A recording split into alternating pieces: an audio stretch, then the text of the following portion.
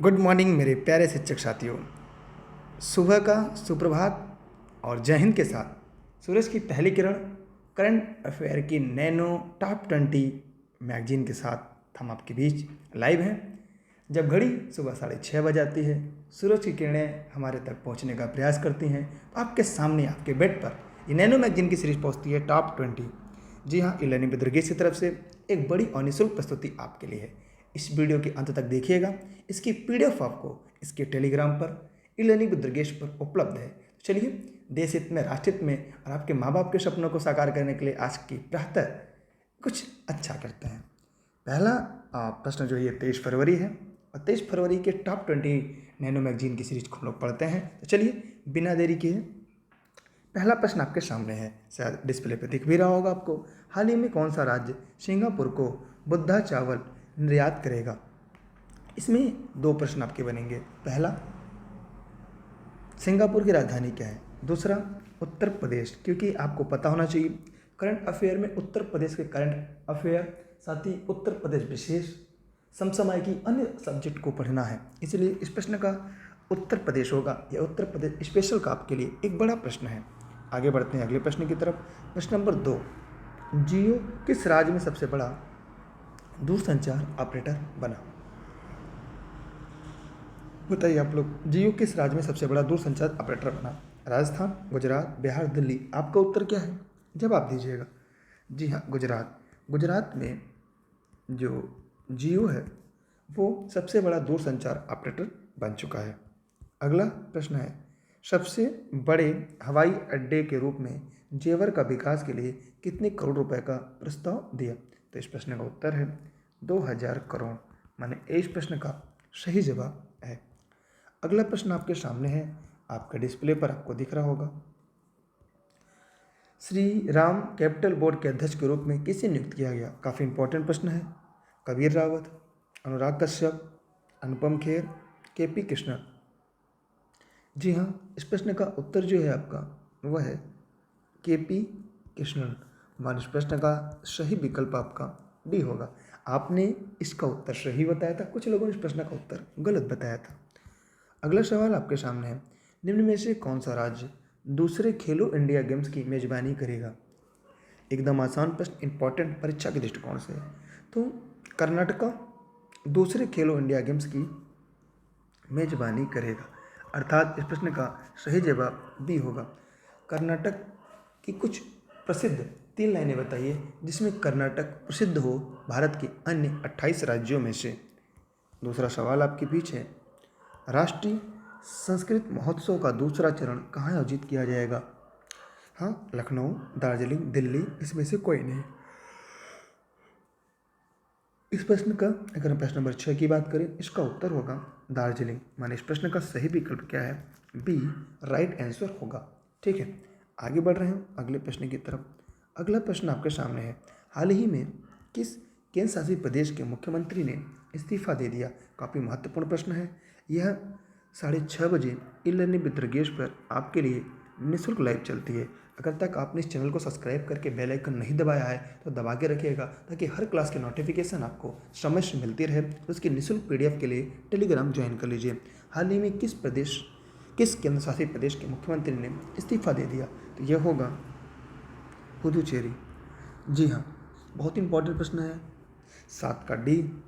लेकिन यहाँ से एक प्रश्न आपके और बनेंगे कि पुदुचेरी का वह मुख्यमंत्री कौन था? ठीक है। दूसरा, यहाँ का उपराज्यपाल कौन था? इन दोनों तथ्य, इन दोनों प्रश्नों का जवाब आप कमेंट के माध्यम से यहाँ पे देने का प्रयास करेंगे, क्योंकि इस सीरीज के साथ साथ हम लोग स्टैटिक जीएस भी पढ़ते रहेंगे, क्योंकि स्टैटिक जीएस जीके जो है वो आपकी परीक्षा में एक बूस्ट का काम करता है। हम आगे बढ़ रहे हैं अगले प्रश्न की तरफ। अगला प्रश्न आपसे सामने है, किसे अपना 9वां ऑस्ट्रेलियन ओपन खिताब जीता? जी हाँ, इस प्रश्न का उत्तर है नोवाक जोकोविच, माने इस प्रश्न का सही विकल्प जो होगा ए राइट आंसर होगा। ठीक है, 9वां ऑस्ट्रेलियन ओपन नोवाक जोकोविच जीते। अगला प्रश्न आपके सामने है, हाल ही में भारत ने किस देश को कोविड-19 के 13 बक्से टीके भेजे? जी हाँ, ये होगा मंगोलिया। मंगोलिया की राजधानी क्या है? उड़ान बटोर है।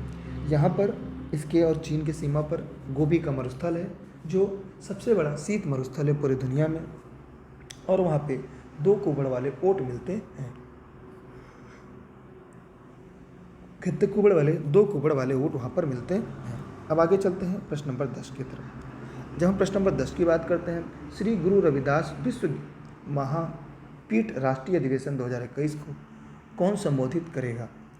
पीएम मोदी, राष्ट्रपति रामनाथ कोविंद, अमित शाह, राजनाथ सिंह। इस प्रश्न का जो सही विकल्प होगा आपका वो होगा बी, राइट आंसर। क्या होगा? बी इस प्रश्न का सही जवाब होगा। ये करंट की सीरीज, समसामयिकी की सीरीज आपके लिए महत्वपूर्ण है। इसकी परीक्षा मैगजीन आपको जल्द ही उपलब्ध हो जाएगी, तो आप लोग चैनल को सब्सक्राइब करके बेल आइकन दबाए रहिएगा। इसकी जो परीक्षा मैगजीन आएगी उसमें से बाहर आपके परीक्षा में एक भी प्रश्न नहीं आने, वह मैगजीन भी आपको मिल जाएगी। अगला प्रश्न है आपके सामने, doctor Shyama Prasad Mukherjee institute of medical science and technology का उद्घाटन कौन करेगा? योगी आदित्यनाथ, मुख्यमंत्री UP doctor Harshvardhan, Nirmala Sitharaman, PM Modi. जी हाँ, नरेंद्र दामोदर दास मोदी अर्थात हमारे देश के प्रधानमंत्री Shyama Prasad Mukherjee institute of medical science and technology का उद्घाटन करेंगे। अगला सवाल आपके सामने है, हाल ही में अटलांटिक महासागर पार करने वाली सबसे युवा एकल महिला कौन बनी? प्रश्न नंबर 12 है। इसका जवाब होगा jasmine Harrison, Maria Trump, Maria William. 12 का जवाब होगा जैस्मीन हैरिसन, यानी इस प्रश्न का इस प्रश्न का सही जवाब होगा। अगला सवाल है,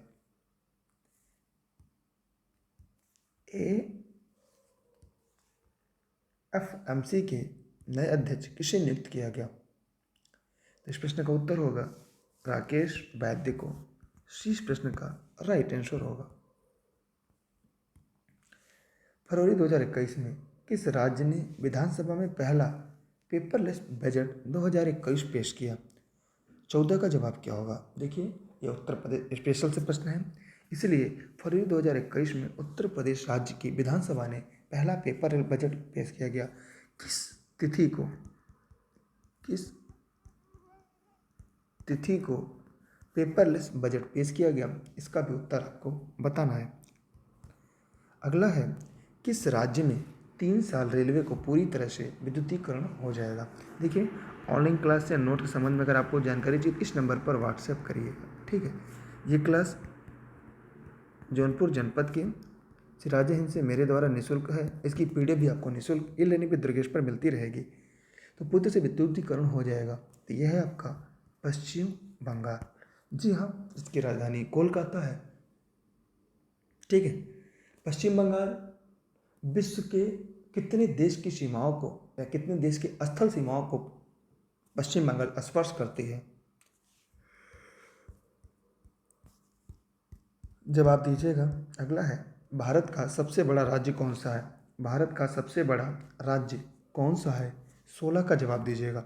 मध्य प्रदेश, महाराष्ट्र, राजस्थान, उत्तर प्रदेश। किसके आधार पर? क्षेत्रफल के आधार पर क्या होगा? राजस्थान होगा। किसके आधार पर? क्षेत्रफल। उत्तर प्रदेश किस मामले में? जनसंख्या। महाराष्ट्र किस मामले में? सड़कों के मामले में, ठीक है। तो यहाँ पर हम लोगों ने देखा सबसे बड़ा राज्य कौन सा है? क्षेत्रफल के दृष्टिकोण से राजस्थान, सड़कों के दृष्टिकोण से महाराष्ट्र, जनसंख्या के दृष्टिकोण से उत्तर प्रदेश, और मध्य प्रदेश में सोयाबीन उत्पादन के लिए, ठीक है, या टाइगर के लिए, इसे टाइगर स्टेट कहते हैं। तो मैं उम्मीद करता हूँ आपको चारों विकल्प यहाँ से समझ में आ गया। प्रश्न नंबर 17, नेपाल के साथ कितने राज्यों की सीमा स्पर्श करती है?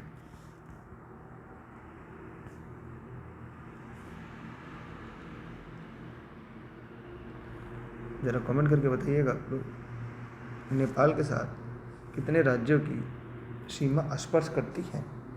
सभी लोग कमेंट जरूर करिएगा। स्टैटिक जीएस है, ये 5 राज्यों की सीमाओं को स्पर्श करता है। 5 राज्य कौन कौन से हैं आप इसका जवाब दीजिएगा। अब यहाँ पे उत्तराखंड है,